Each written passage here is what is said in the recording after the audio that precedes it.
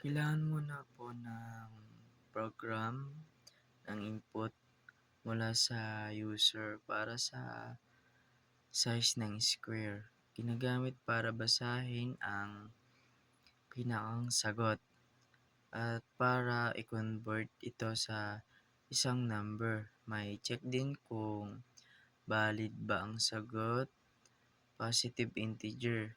Pagkatapos makuha ang size, tinitingnan kung odd ba ito. Kung even, dadagdagan ng isa para maging pantay-pantay ang square. Gumagawa ng geared gamit ang loops. Ang dalawang for loop ang gagawa ng geared.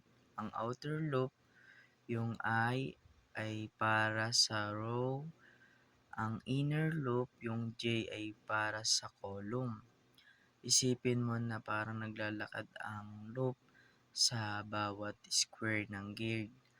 Asterisk o space gamit ang F, ito ang pinaka-importante dito.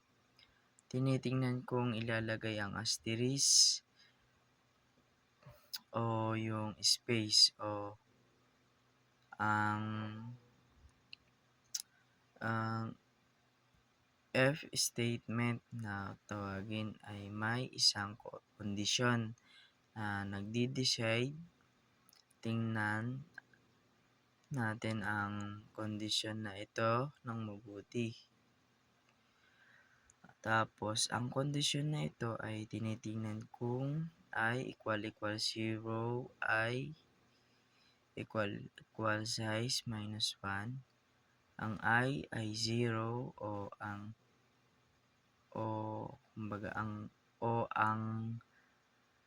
I ay katumbas ng size minus 1. Ito ay para sa first row at last row.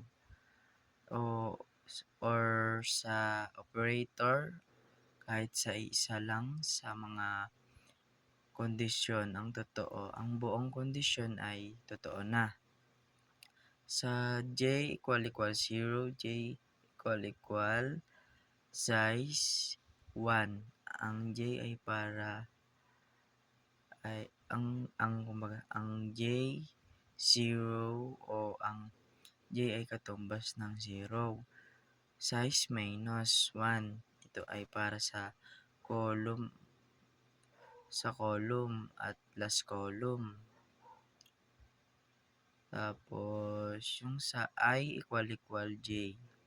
Ang I ay katumbas ng J. Ito ay para sa diagonal kung tawagin mula sa upper left hanggang sa lower right. Sa lower right, I plus J equal size negative 1. Ang I plus J ay katumbas ng size minus 1. Ito ay para sa diagonal mula sa upper right hanggang sa lower left. Kung ang kahit alin sa mga kondisyon sa itaas ay totoo, maglalagay ng asterisk kung hindi maglalagay ng space. Tapos ang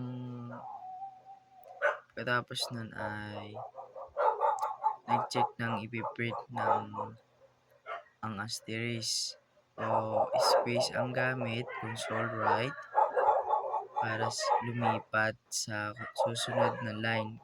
Gagamitin ang console.writeLine.